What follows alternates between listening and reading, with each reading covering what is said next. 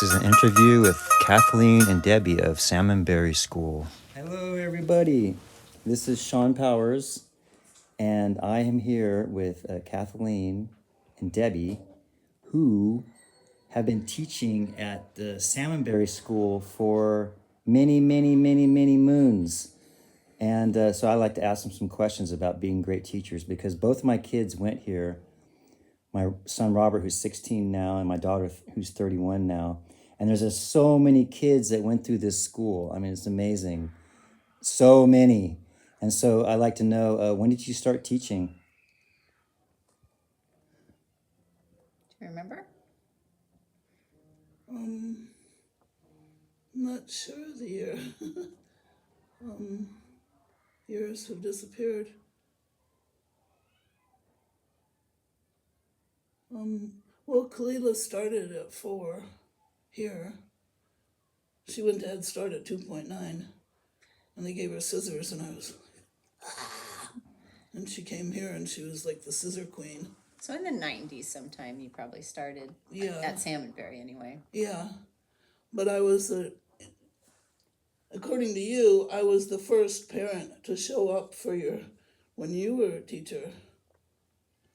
And I had filled out the paperwork for every preschool in the county because I wasn't sure where we were going to live. And then we got called to Salmonberry, and you told me I was the first parent to show up. And that's how we met. Was Debbie was a parent, and okay. in the first year that I taught at Salmonberry, which was the fall of 1988. Okay. And before that, I taught at least 1 year in Eureka at another program, and then I taught on campus at what was HSU, now Cal Poly. I taught, not as a head teacher, but as an assistant teacher. And originally the school wasn't here at this site, but it was over across the street. And what was the story with that? Did you start that or? No, Salmonberry's been around. It used to be called Salmonberry Farm Preschool. Sometimes you'll still see that in the paperwork. But it started at Fox Farm, I believe, and this was in the 70s.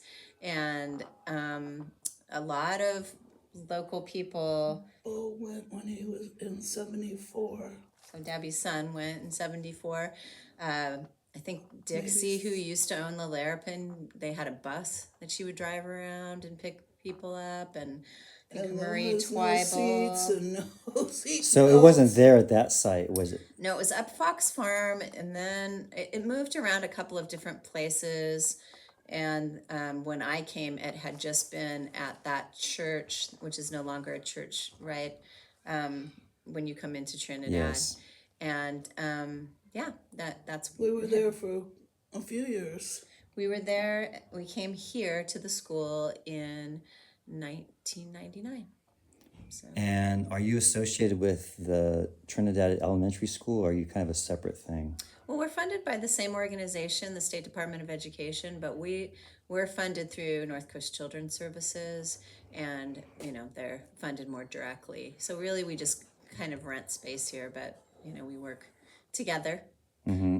And it's really nice to be here, to be somewhere where, we can work together, and I can still see the kids that I taught on, a daily basis. They come by and say hi and give hugs. Love that. And I'm sure some of them are parents now and they have kids. I think I have 3 this year that I had their parents. So. Wow. That's amazing. It is pretty amazing. And so you two are the dynamic duo, as I call it, because you work together as a team.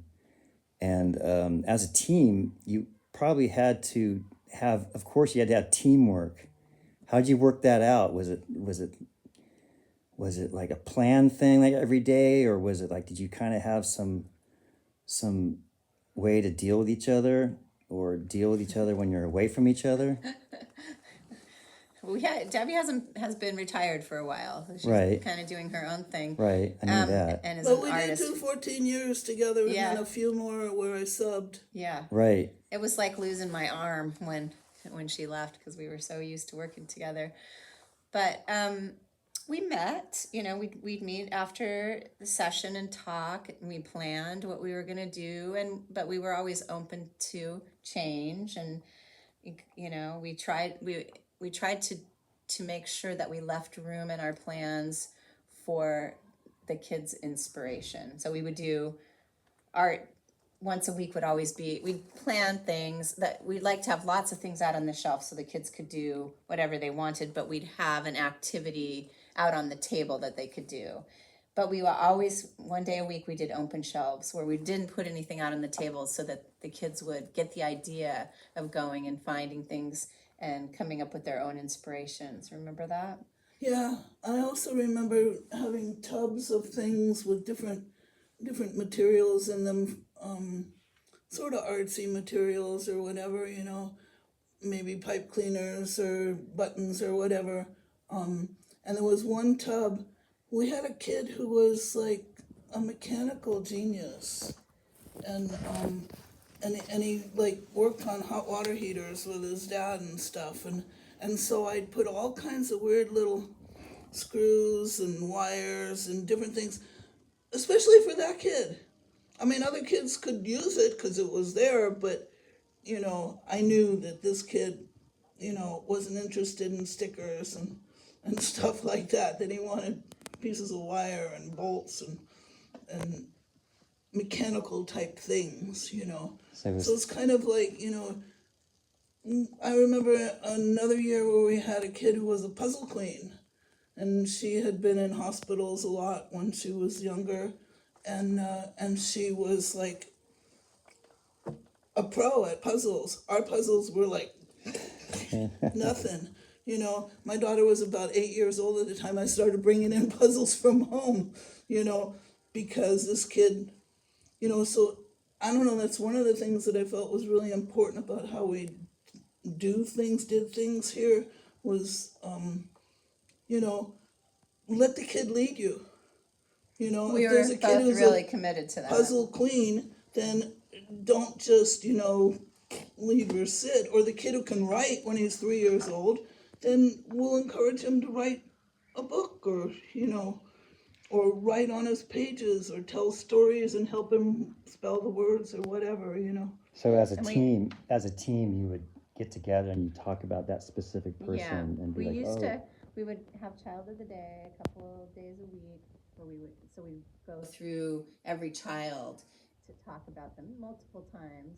And we, had a day we did planning and a day cleaning, and a day was where we just kind of talked about the group as a whole and what we wanted to do. And we met every day, and except for Fridays, that was cleaning day, and parents would come in and clean with us on Fridays. And we just tried to. Every year was different because the kids were different, and so we were really committed to taking their lead. We had a kid who was really into sewing, and started out just doing these simple sewing things, and then by the end of year 2, she was making her own patterns for stuffed animals and clothes for them. And we had a kid that was really into masks, and he made many masks. So we also felt like we wanted to show the community and the world that kid art. You go to places and this is a normal thing to see in a school where there's all the same thing up on the bulletin board, and cookie cutter art, and parents like it, and kids like those activities sometimes too. So it's fun to do it sometimes, but Gabby and I really felt like we wanted to put it out there that how rich and important its art can be. And I think that's more teachers are more aware of that now than they used to be when we were working together. But we did an art show, and Ned Simmons, who owned the gallery down the street, let us have that space once a year to do. And we, a real gallery show. Yeah, and we would have, bubbly apple cider, and a real opening. and the kids, and we would try and, just put a real, like you would with a real art show, very diverse, very individual. And we did have Bill Daniels, who was a Trinidad artist, pretty well known, came to it and asked if he could trade one of his pieces for one of the ones that he liked that one of our preschoolers did. So they did, they traded art. So that was pretty cool. I love kid art. Yeah, me too. It's so real. It's fascinating. In extension, I've done quite a bit of teaching in my home studio with kids. Yeah. And they come in almost always by second grade there. So what do you want me to do? And I'm like, what would you like to do?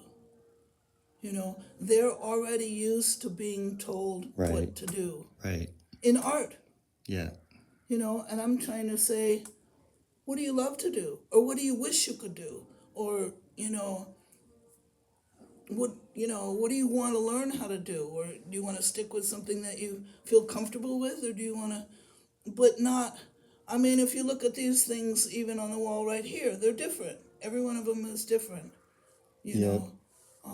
Some of them are super bright, some of them are super soft, Or complicated, or just a blob on the piece or of paper. one square. One square, and we're happy with that, But I remember seeing some child I knew had a printed out sheet that they were supposed to color, and it says, and it's like kindergarten or something, and it says, the apple is red.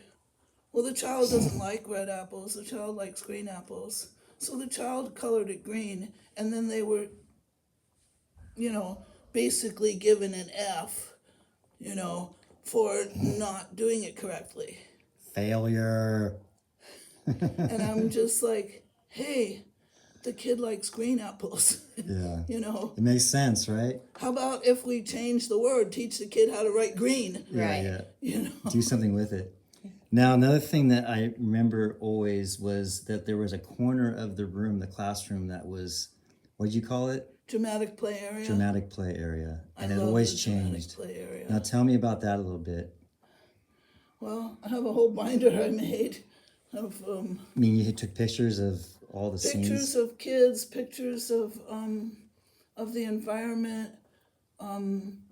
We had the Cool Cat Club. We had space. We had the restaurant, the regular house.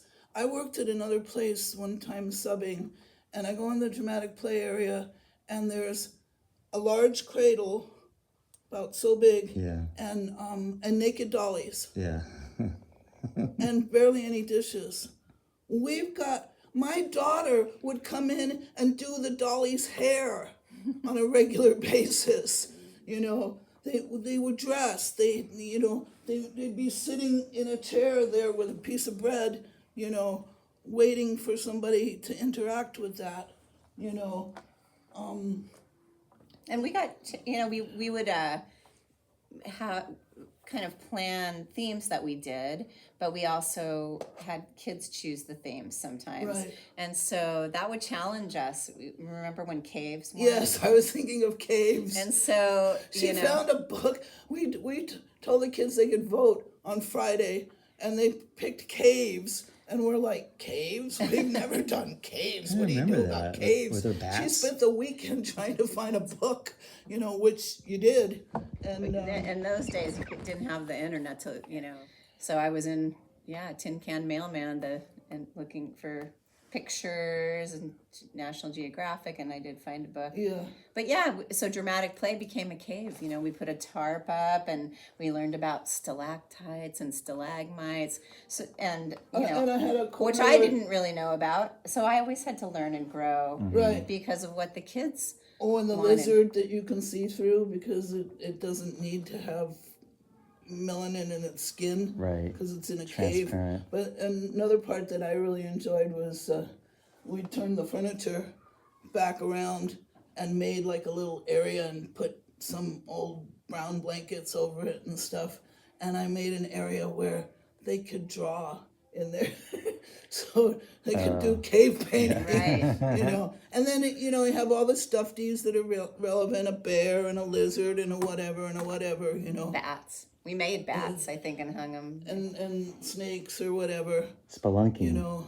But we made Unicorn horns. well, no, we made the headlamps. Oh, right. For spelunking, for cave. Yes, cave and we did explorers. learn Oh, and I about remember spelunking. the milk container hats for space. We still do those. Made you look like you had a kind of an alien head. It was exciting for the kids to come into the classroom and see something new and different. Yeah, and we that they tried- had something to do with. And this is a house now, but it's a winter house, so we have a fireplace, and you can read books and have blankets by the fireplace. But yeah, I mean, we try and change it every 2 or 3 weeks, and yeah, they do get really excited. And I can tell it's time to change it because when they're, when nobody wants to go in there anymore. Right. And they like it to be a house. A house is always fun, and kids can work out a lot of emotional things, in their lives by being able to play in the house. I remember my first time in a dramatic play area. Wasn't here, but a child comes up to me, a child I don't know, and he says, "Do you want a cup of coffee?" And I go, "No, I don't drink coffee." And he looks at me like I'm totally weird. He's never experienced anyone who doesn't drink coffee, in his world. Especially pretend coffee. Everybody drinks coffee. But so I told him, "Can you get me a hot chocolate?" He goes, "Yeah, okay. Okay, I'll get you a hot chocolate." But it's just like, even just expanding your world in a simple way, like some people don't drink coffee. Yeah.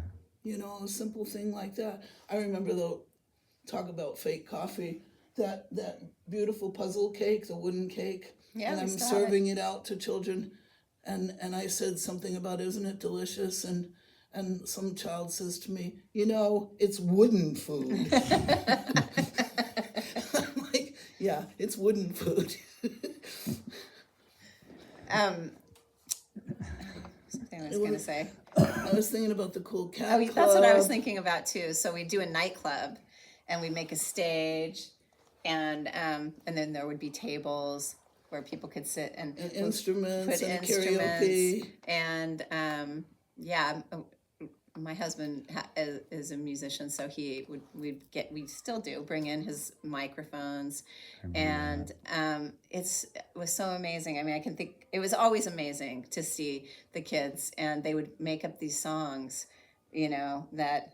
Remember Roll the Diaper? I don't know. Were you here when Roll the Diaper happened? No, Yeah, I remember Who Let the Dogs Out. But And everybody in the room practically is screeching, "Who let the dogs out?" sometimes it was loud, and we had to be we had to be tolerant as teachers because it could get really loud, but they loved it. And I remember this little boy, he was one of our littlest, and he hardly talked at school. He was so quiet, and he got up there in front of the mic and was full on rapping. It was, and I almost fell over. So it's just these opportunities to try out these different things. You never know what talents are hidden in there. And you're bringing them out by And or some letting them children try it. actually are playing an instrument. Right. You know? So the kid who is learning violin brings his violin in. How many kids do you think went through this school, through Salmonberry School? Hundreds. Well, yeah, since it started, Yeah. definitely. I mean, think about Bo's 52 years old, so Salmonberry's been happening for 50 years. It was one of the first programs. North Coast Children's Services used to be Manila West Haven Parent Council, so it was West Haven was Salmonberry and Manila Preschool, which closed some years back. Those were the two programs. The other thing I remember about the Cool Cat Club is, I think I got them pictures from the TV station. Oh, right. Of like B.B. King and stuff. And she signed them. "Love ya, BB." And they were hanging on the walls in there. Just Authentic. pretending. We still have So that's your inside environment. And now, how did you're utilizing your inside space really well? It looks pretty much the same as it's always been. Consistency seems to run through Now, how'd you use the outside as for your curriculum? Well, we used to, when we were up at the other spot, we used to walk. You know, on Fridays our cook would shop, and so we would. That was a bring your own lunch day, and we would walk down here a lot, or we would go into the forest. We went to the beach. You know, things we're not really allowed to do now because there's a lot of, you know, for safety reasons. You know, it makes it more difficult. So We had them all on a rope with little hooks. yeah, little handholds that they held onto, and we would walk, and you know that was a long walk from to down here and back up, and so we were in nature a lot. You know, I've always been a plant person, so we learned a lot about. Look at the plants while we were out, and of course the ocean, and we would. And one of the dramatic play things that we did, we took it outside. It's in my binder too.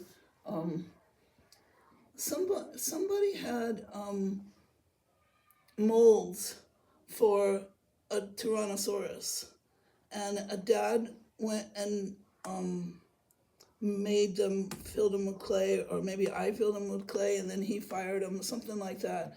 And so we ended up having a dig out in the yard, and I hid these bones, and you know, that were clay, and other pieces of driftwood that might be construed to be bones, and we took out a wagon and brushes and little you know, tiny carving tools and a blanket to, you know, cover everything, and then they brought it back in here, and the next day these two kids are putting together the clay pieces, and didn't occur to me it was only one hand.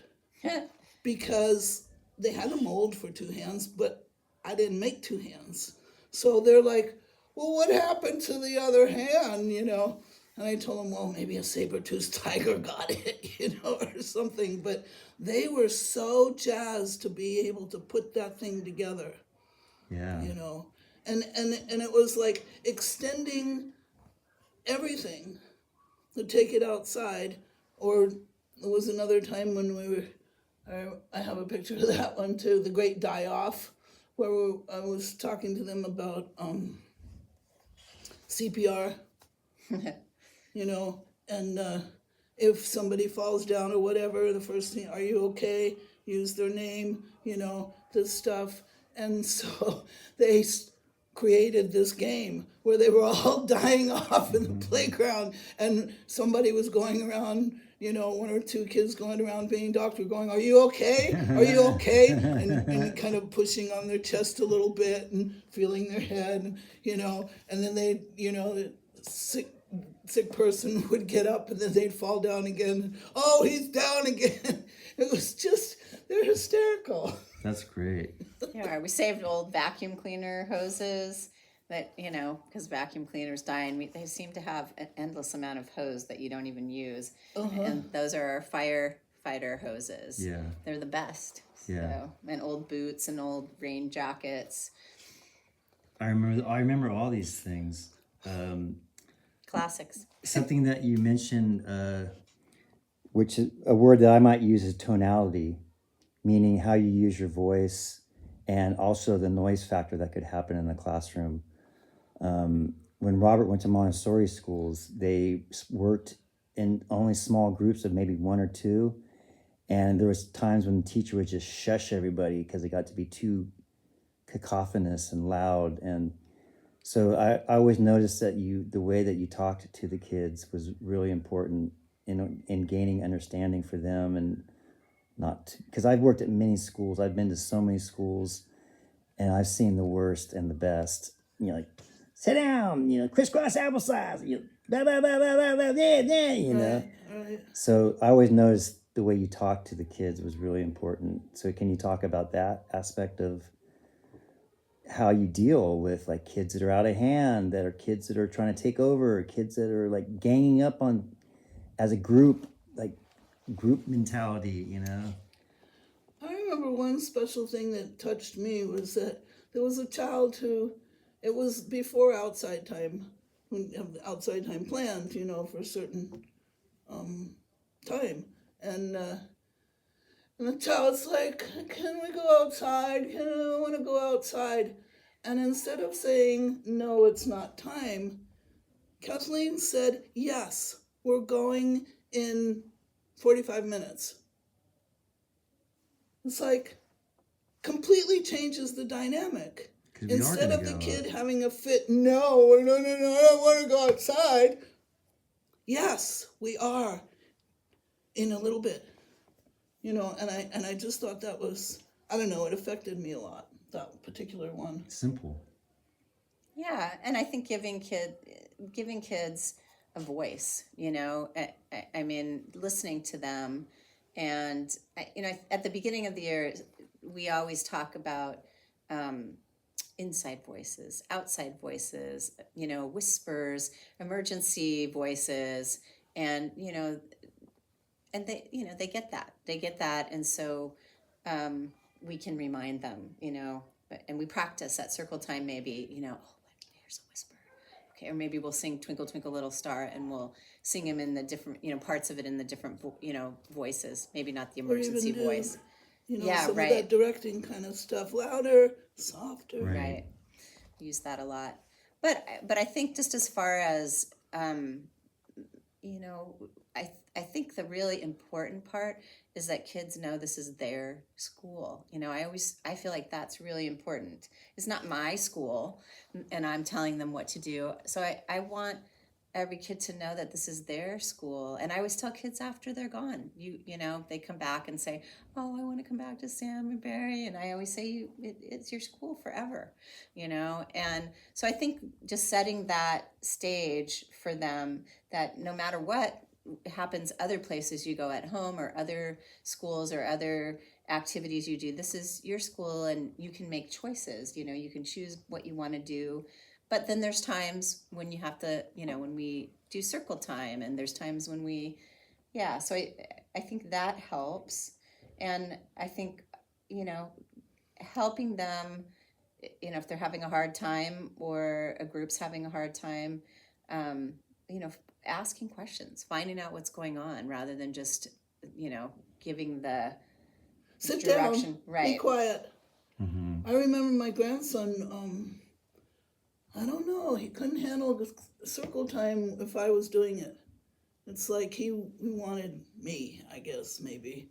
And it was when Kim was subbing for you, and she would just go stand outside the door and start kind of like itemizing her day and just stand with him. Mm-hmm. And he'd be like, what is she talking about? Mm-hmm. And he would get intrigued with what she would be like, well, I'm going to do this. And she wasn't talking to him particularly. She was just like out loud,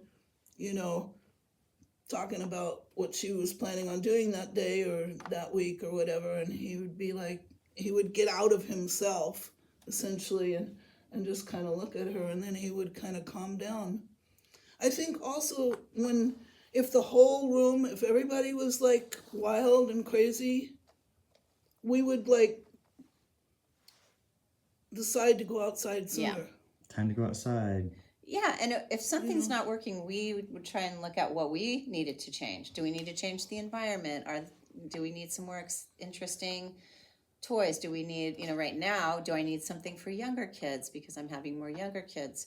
Do I need to do less of a circle time because my kids are younger? We have some kids that we kind of moved things around this year so that they could see circle time but still sit here at this table and do maybe some sand or some sensory activity so that they're engaged that way, and but they can still hear the book. They can still be a part of circle. And when they're ready, and that's happening with a couple kids right now. They're, coming over and sitting down, and sometimes it's chaos, but, then I always go back to, okay, what do I need to do differently to make this successful?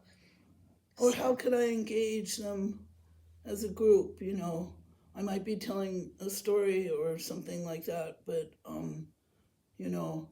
maybe I'm saying their names, and this one is, say Kathleen, and then I get everybody to figure out how many beats there are to their name, Right. And I the kid's grown, but he had 3 beats, and he got up after 1, and his nickname was 1.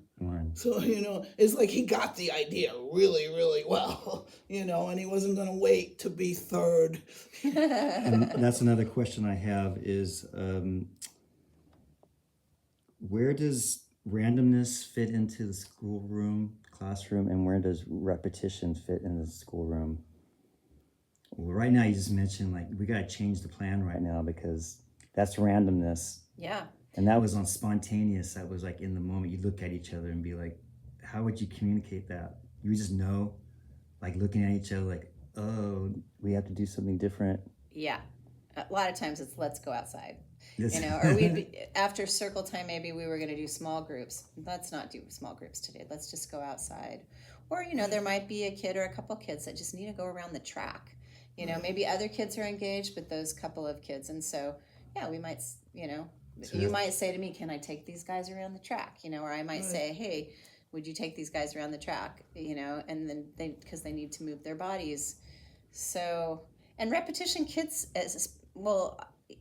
like repetition, especially preschoolers. So stories that are really repetitive, especially for the littler kids. We do, and I still do plays that where we'd read a story and then the kids would get to sign up. I'd put a picture of each character and they would get to sign up in, either if they could write their name or I would write it for them. And we'd do the play over and over again until everybody got to do all the parts they wanted. And some kids' part was just standing there while I said their words for them.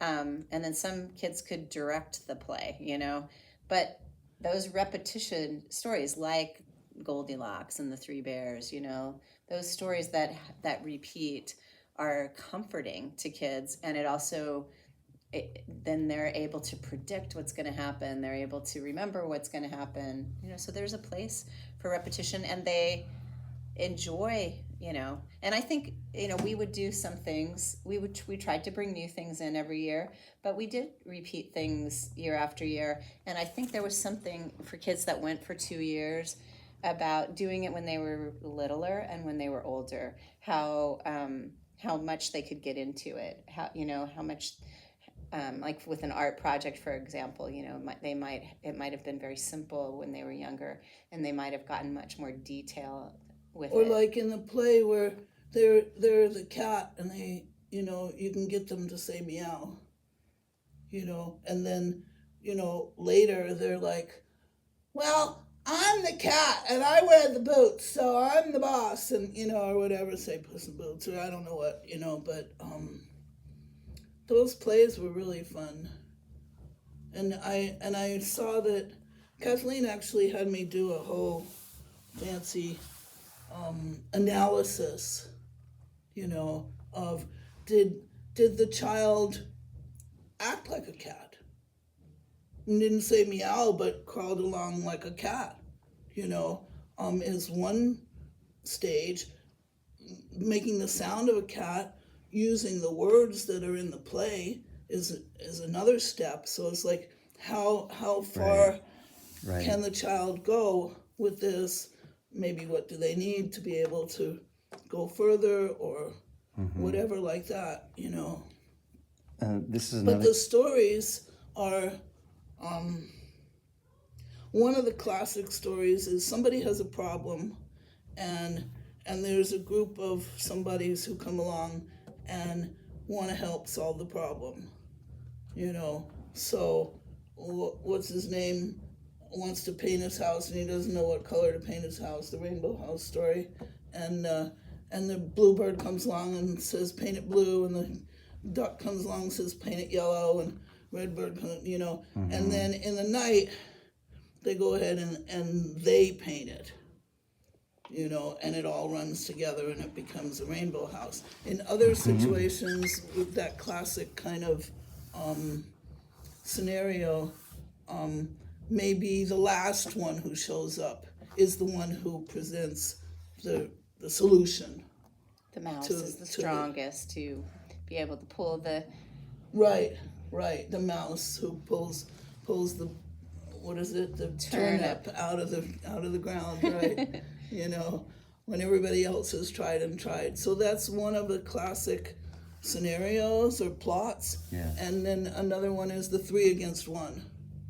You know, that's like Goldilocks and the 3 Bears or 3 Blind Mice, or right. There's a lot of so they're kind of like 3 pigs. Classic routines. Yeah. And I don't know if the kids get that necessarily, but it makes it easier for me to figure out what stories will work.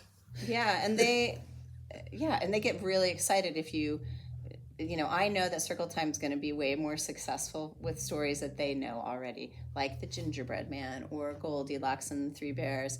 They're going to be really paying attention because they know what's going to happen. And, you know, I mean, they can pay attention to stories they're unfamiliar with too, but they really love those classic stories, and that repetition, it's comforting to them, and they like that they know what's going to happen already. Yeah. And in Goldilocks, when she breaks the chair, I did the same thing. I just turned the chair over. It symbolizes broken chair without having to. Right. Now, another thing that I always remember, that I've always been involved in the community, and we're all part of tribes somewhere or another at one time or another in our ancestry past.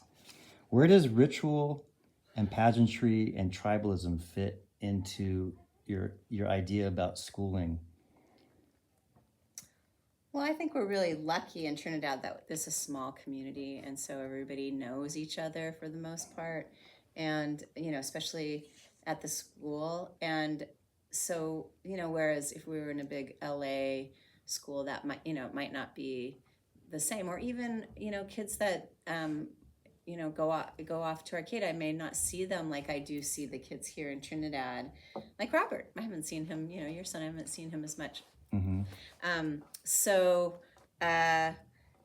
But I think it's really important. I think it's really, really important because you know, like we were talking about earlier, I'm having children of the kids that I taught now, and you know, it's so great to feel that community connectedness, and you know, and they know we're gonna do the celebration, our graduation at the end of the year, which is really just celebrating, you know, pageantry. It's the pageantry, it's the singing, it's we're going to celebrate each kid, the flags that I make for them or that we made for them. And, you know, I've had parents tell me they still have theirs. I still have mine. Yeah, they still have theirs from when they went here, and now their children are getting them. So that's pretty wonderful, you know, and special. And I don't know, the connection is deeper maybe because of that, you know, and my family and I were in a car accident 8 years ago, and the way this community rallied around us, and I feel like that's because that we're a part, you know, of the community, and I've been a part of, you know, the school and watched the kids grow up, and they've, you know, and I met my husband at school. I met a lot of my best friends at school at Salmonberry. They were, you know, and that's just how it is in a small town, I think. But also, it's just how Salmonberry's been.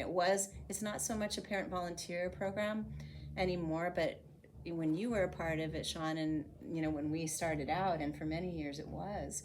And so, you know, you got to know each other's kids and families so well. And for me, it was mind-blowing when I first started, because I hadn't worked in a parent volunteer program before. And, you know, I didn't know what to expect, but it was so great, because it didn't matter if you were a logger or, you know, a hippie, and there were all kinds of families who might politically be at odds, but when you fell in love with each other's kids, you know, which you did if you were working with them on a regular basis, it was all, you know, it was peacemaking at its finest. And Yeah, I'm sorry that we don't have as much volunteerism as we did back in those days. And parents did things with kids. I remember one dad was in the Coast Guard and arranged for a helicopter flyby and was it a drop or something? I don't know. It was like, wow. Well, I remember one year we all went to the beach, the whole school, and wrote with their bodies, and they flew over and took a picture of it. Yeah, Trinidad School still does that. Yeah.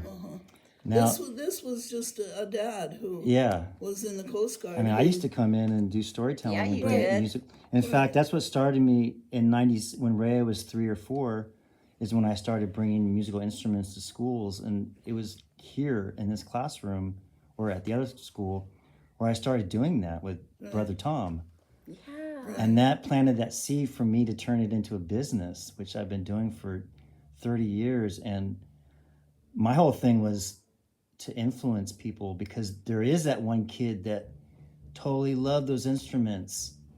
When I was in 2nd grade, we had a musician come to my school, and he played classical instruments, but he played a bassoon and he made it sound like a fart. And everyone laughed. And I remember looking around and everyone was laughing at this professional musician having fun with his instruments. And I thought, that planted a seed in me 30 years later to do the same thing, you know? And so I don't even know who that guy was, but I always thank him. And I always thank you two, because because this is going to go on the YouTube channel, Sean's Shadows. And I just like to influence people, because the YouTube is the new encyclopedia. When we were kids, we all had the set of encyclopedias in your living room, or we don't have that anymore, but we have the YouTube, which is a source of information. And speaking of my honoring you two, is like, I'm really give you thanks and praise for what you've done over the years, and that how many kids that are adults now that you've influenced by being individual and picking out the kid that likes to play with wire, or the kid that puzzles, or the kid that doesn't want to do that certain thing, or the kid that's quiet, the kid that's loud, the kid that's, wants to run around, And one of the things I want to finish up with is ritual, because ritual plays a big, people don't consider patterns rituals, but they are. And one of the rituals I always remembered was eating. The lunch song? Lunch song. So could you sing me the lunch song? Oh, the earth is good to me, and so I thank the earth for giving me the things I need, the sun and the rain and the apple seed. The earth is good to me, and every seed I sow will grow into a tree, and then there'll be apples there for everyone in the world to share. The earth is good to me. Every meal? Lunch, every lunch, not at breakfast. Every lunch. And we would sit at these round tables and Holding hands. Hold hands, yeah. And before washing your hands, right? Everybody go out. Oh yeah, we wash our hands. Wash your hands, and then come back in little groups. Yep. And then come back in, and then Desiree. Yep, she's not the cook anymore, but she was when you. But she was. But and then there was somebody there before her. Many people. Beth. Beth, yeah, Beth. I always Beth see her. Beth is the head of the food program for and Northcoast Children's. And what's his name's mom? He was the one who said, in the Cool Cat Club, I did something, and he says, Debbie's a lounge singer. And his mother was like, where did he get those words? How does he know what those words are? Was that Sam? No. And there was Sam, and there was Carol Weeby, who just passed away this last year. Long blonde hair with the one boy, and now she's got another boy. Jessica? No. Who am I forgetting? They've all been incredible. Oh, you mean as Penny cooks? Pasta. Yeah. Oh, of course, Amy. Yes. See, he'd say the meal. Amy, yeah, right. And that was another thing that you want to talk about, repetition and stuff like that, is the food program asks the cook to repeat the same meal every 3 weeks. So if a kid doesn't like beets first time around, maybe the second time or the seventh time they'll try them, but they're repeatedly offered, say, whatever different meals, different soups, different. Oh, I remember also Robert really got turned on to bell peppers because you would bring it up, and everybody had to try it. And I remember one time, so he learned to love bell peppers. He loves them now because of that. I never forgot that. Another time you brought in unsweetened cocoa. Right. That was the taste test. Yes. Taste when we were doing the senses, when taste day. And it's funny, I would just give them a tiny piece. The look of their faces. And I nobody ever had to try something, but they Right. always wanted to because Yeah. everybody was doing it. And Jamie, our cook now, she will do this, I put a secret ingredient in the, oatmeal. Can you tell what it is? See if you can figure out what it is. And she does. She'll put something in and see if they can figure out what it is, like cinnamon or something. And and we always have, and this has always been the case. Parents come saying, "Oh, my kid would never eat blah, blah, blah. Can I have your recipe?" And I think that's, just the group mentality. They're all trying, things, new things, and, so they'll try them together more than they will at home. And the child who doesn't, oh, ew. Everything's and then his ew. buddy's eating it and saying it. Oh, I like it. It's like, well. Oh, and I would also do this thing where I'd ask them to try a mouse bite.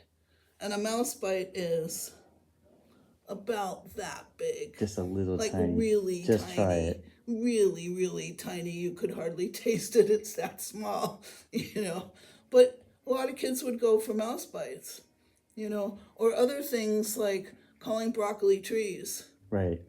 Are you a dinosaur? You're an herbivore? We eat trees. Yeah, I got Rad to eat Brussels sprouts by calling them fairy cabbages. They are. And cauliflower was frozen trees. Yeah. And my favoriteest one was Desiree made a white bean soup. It was very, very plain. And kids were kind of like, and I think they'd never had it before. And I said something about being oviraptors and eating dinosaur eggs. Oh, that got For them. years, they would call that soup dinosaur egg soup. We did. And now- if you make it interesting and engaging to the child's, mind and way of thinking, then maybe they'll try it and find out, it's not bad. I like it, actually. And forever, they're going to think of it as dinosaur eggs. Right. Right. And right. those kids that have kids, they're going to be like, did you eat all your dinosaur eggs? Exactly. And they're going to have kids and they're going to be dinosaur eggs and And then trees. then they're going to remember that song. They're going to watch this because I'm going to try to get as many people to watch this as possible. And they're going to be like, oh my God, there's that song. I love that song. And now the one last thing, what's your age brackets that you're working with these days? 3 to 5. Sometimes we have 2-year-olds that are at the end of 2, but that's now the elementary schools have a transitional kindergarten, TK, or pre-K. So a lot of the 4-year-olds are going into that now. So our group is getting younger. We may get 2-year-olds. More 2-year-olds now. Wow. So, but right now it's still pretty much 3, 4, mostly 3 and 4-year-olds that are here. Yeah, more young. We used to have more older kids because the idea was that you would serve them before they go to kindergarten. But now that we have TK, it's really we're having a lot of younger kids. So. And being part of a community, having a cafe right across the street was a big influence on the community. Yeah. Because you just go right across the street, and it's changed dramatically in many ways, but it's still there, and people still gather there, and there is a community here, and that's an extension of the community is the beach, the forest, the school, the cafe, the store, where we all see each other. Definitely. And keeping our eye on each other. And that's what I told Robert and Rhea was, whatever you do, I'm going to eventually find out about Yeah. it Right. from somebody. And you did. Usually that day. That was with our Somewhere, kids. someone's going to say, "Oh, I saw Robert. Did you see Robert? Blah blah Yeah. blah." And I'll be like, "I didn't know that." And like, you know, I told that to my daughter when she was a teenager. I told her, I know everybody in this county. You know I'm going to hear about whatever you've been sometime doing. or another, I'm going to find out Right. about it. Yeah, and in Trinidad, it seemed like it was immediately, with my kids anyway. So Yeah, and so we're in Trinidad, California, and this is January. What day is today? 24th. The 24th, 2025, in Trinidad, California, in Humboldt County, and I've been talking with two great teachers, and Debbie and Kathleen, and I just want to say that because you were saying kind and honoring things of me, and I'm sure Debbie agrees with this. It has given me so much teaching at Salmonberry. It's been the most fulfilling thing, continues to be the most fulfilling thing ever. And so, I've stayed with it selfishly because it gives me a lot of joy. I working with kids enlivens me, Right. fills me up. It fills my cup. Right. It's soul filling, and families too, and to walk around the community and, run into parents and kids that I taught is just, it's the best thing ever. In the last year, I've had a lot of health problems, and a dad who his daughter went to Salmonberry, and then his daughter came to my art program for a lot of years. He came and he wanted to do some yard work and cut some brush, and things were getting out of hand because I couldn't deal with my place. And he told me that he'd been wanting to do that ever since I was his daughter's teacher. Aww. the great payback. Yeah, that people want to take care of you, care about you. Yeah. You put out some time for them and their kid, and now they're like, hey, can I do some payback here? I'd like to, mow your lawn, or, cut the brush back, or, stuff like that. So I don't know, that just feels really special, and sometimes I see kids, not that often because I'm not around the school all that much, but working with kids is something else. I mean, if I wasn't, I'm teaching kids on Sunday morning at the Unitarian Fellowship, and it's kind of a different emphasis, but it's still kids, it's still families, it's still, learning about life, and it just feels so important, so absolutely important. And in that situation, I've got kids from 2 to 10 years old, and I insist on having them all in the same space. We did a Rosa Parks on the bus thing, and we had a couple of captain hats, and I set them out, and I set a bunch of chairs, and I put a sign that said bus stop, and I made a little star that said police and a number, and 2 boys, 10-year-old boys, rushed into the room, saw the hats, put them on, were ready to do their part. Every little child, 2-year-olds, wanted to be on the bus. They don't even know what we're doing. They don't even really get the concept, But then, so go through the whole thing. The cop says you can't be on the bus, we're taking you to jail. And everybody starts walking around the bus. This is doing a play, basically, singing "We Shall Overcome," "Don't ride the bus, don't ride the bus." And a couple of kids made signs that say "Don't ride the bus," and, and ultimately I'm telling them, the law changed. The cop came back after a while and said, well, they changed the law. You can ride the bus now. And just that concept, to let children know laws can be changed. We're not stuck with this. Yeah.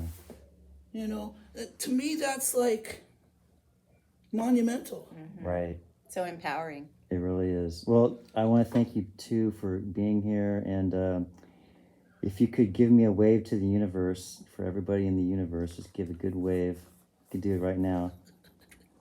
And what is the, oh, The queen. the queen wave, yeah. You're both queens of education, and I hope you influences other people to be queens of education too, and not just pawns. yeah.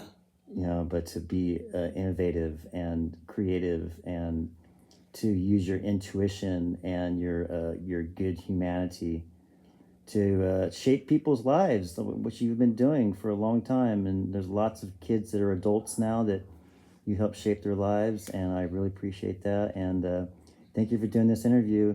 This is Sean Powers, Sean Shadows, and thank you again. Good day.